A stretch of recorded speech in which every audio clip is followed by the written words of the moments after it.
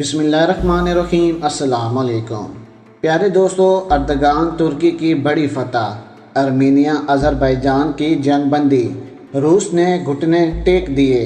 तैयब अर्दगान की काल पर दुनिया भर से मुसलमान लड़ने के लिए आ रहे थे। यहाँ पर हम आपको बताते चलें कि अर्मीनिया और अज़रबैजान के दरमियान वक्ती तौर पर मुज़ाकरात हुए हैं, यानी कि दोनों ममालिक का जितना भी नुकसान हुआ है और अर्मीनिया के जितने भी लोग हलाक हुए हैं, तो अर्मीनिया ने कहा है कि हमें अपनी लाशें उठाने के लिए थोड़ा सा टाइम दें। यानी कि अर्दगान तुर्की की बड़ी फतह हो चुकी है। याद रहे कि तुर्की और अज़रबैजान एक होकर अर्मीनिया पर हमला करने वाले थे। तैयब अर्दगान के बयान ने पूरी दुनिया को परेशान कर दिया था। उन्होंने कहा था कि हम अपनी फ़ौज को अज़रबैजान भेजेंगे और अज़रबैजान की फ़ौज के साथ मिलकर अर्मीनिया का हम कुछ भी बाकी नहीं रहने देंगे। पाकिस्तान भी पीछे नहीं रहा था और पाकिस्तान ने भी कहा था कि हम अज़रबैजान के साथ मिलकर अर्मीनिया पर हमला करेंगे। प्यारे दोस्तों, याद रहे कि 100 से ज़्यादा अर्मीनिया के टैंक तबाह हो चुके हैं और S-300 5 मुकम्मल तौर पर तबाह हो गए हैं और 400 के करीब अर्मीनिया के लोग हलाक हो चुके हैं। अज़रबैजान के साथ अगर तुर्की भी मिलकर एक दोनों हमला कर देते हैं अर्मीनिया पर, तो अर्मीनिया का कुछ भी नहीं बचेगा। अब देखिए, तुर्की के सदर रजब तैयब अर्दगान की एक काल पर दुनिया भर के जितने भी मुसलमान हैं वो अज़रबैजान पाकिस्तान के साथ मिलकर अर्मीनिया पर हमला करने वाले थे, लेकिन इस हमले से पहले ही अर्मीनिया अज़रबैजान के दरमियान जंग बंदी का ऐलान किया जा चुका है। अब आने वाले दिनों में क्या अज़रबैजान और अर्मीनिया के दरमियान जंग नहीं होगी? इस वीडियो में मुकम्मल रिपोर्ट आपके साथ शेयर करेंगे, लेकिन वीडियो को मज़ीद आगे बढ़ाने से पहले हमारी गुजारिश है कि जिन अहबाब ने अभी तक हमारे चैनल को सब्सक्राइब नहीं किया, वो सबसे पहले हमारे चैनल को सब्सक्राइब कर दें और साथ में जुड़ी बेल आइकन को भी दबा दें, ताकि न्यूज़ से रिलेटेड जब भी हम कोई वीडियो अपलोड करें वो सबसे पहले आप अहबाब को मिल सके। प्यारे दोस्तों, तुर्की के सदर रजब तैयब अर्दगान मुसलमानों के हीरो हैं। इन्होंने हर मुश्किल वक्त की घड़ी में मुसलमानों को सपोर्ट किया और मुसलमानों को सपोर्ट करने के लिए सबसे आगे तैयब अर्दगान खड़े रहे। दूसरी तरफ हम आपको बताते चलें कि अर्मीनिया और अज़रबैजान ने मुतनाज़ा खित्ते में आर्जी जंग बंदी अमल में आ गई है। ताहम फायरबंदी शुरू होने तक 1 घंटे बाद ही दोनों जानब से इसकी खिलाफ वर्जी के इल्ज़ामात सामने आ रहे हैं। इससे कबल दोनों जानब से जंगबंदी शुरू होने से पहले भी शहरी इलाकों में गोले दागने के इल्ज़ामात लगाए गए थे। इस खित्ते में 2 हफ्तों से दोनों ममालिक के दरमियान शदीद लड़ाई जारी थी। प्यारे दोस्तों, याद रहे कि रूस के वज़ीर ख़ारजा ने मास्को में 10 घंटे तवील मुज़ाकरात के बाद इस जंगबंदी का ऐलान किया था। उन्होंने कहा था कि इसके बाद दोनों ममालिक के दरमियान बाज़ाब्ता मुज़ाकरात का आगाज़ होगा। अब तक दोनों ममालिक के दरमियान 27 दिसंबर से शुरू होने वाली इस कशीदगी के बाद 400 से ज़्यादा अफराद हलाक हो चुके हैं, जबकि हज़ारों अफराद नकल मकानी करने पर मजबूर हुए हैं। मुआहदे के मुताबिक इस फायरबंदी का मकसद दोनों इतराफ से कैदियों और लाशों का तबादला भी है।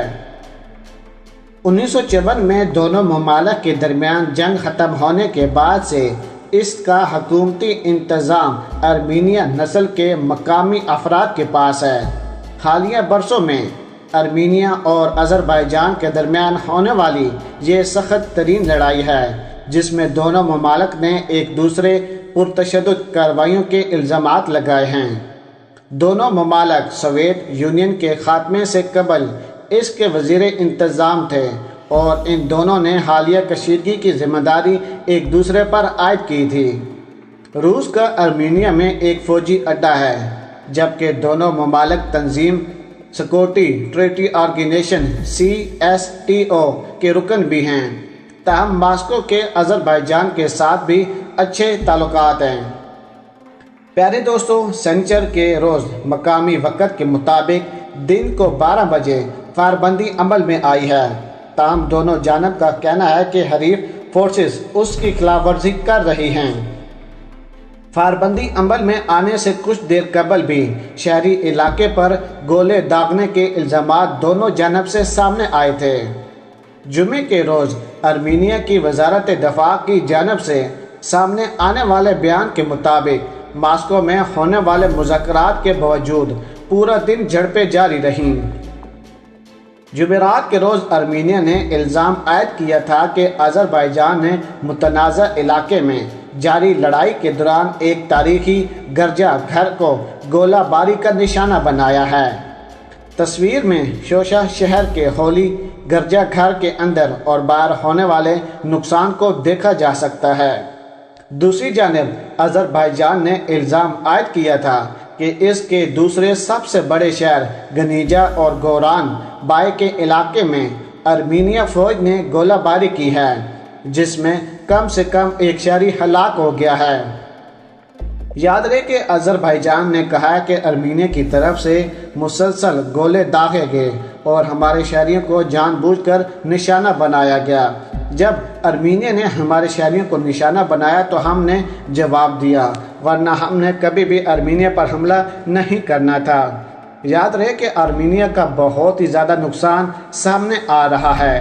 ابھی تک رپورٹ کے مطابق 400 سے زائد افراد ہلاک ہو چکے ہیں اور 100 سے زیادہ ارمینیا کے ٹینک بھی تباہ ہو چکے ہیں اور 2 سے 3 S-300 مکمل طور پر تباہ ہو چکے ہیں۔ دوسری طرف ترکی بھی میدان میں آ گیا ہے۔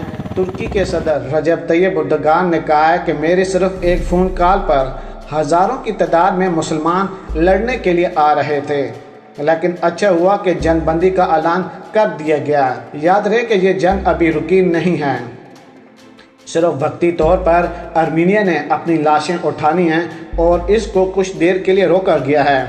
آنے والے 24 گھنٹے ارمینیا اور آذربائیجان کے لیے انتہائی اہم ہیں، کیونکہ عارضی جنگ بندی کے بعد پھر سے معاملات خراب ہوں گے، کیونکہ اب اس جنگ کا حصہ ترکی بھی بن چکا ہے اور ترکی کو سپورٹ کرتے ہوئے پاکستان نے بھی کود پڑنا ہے۔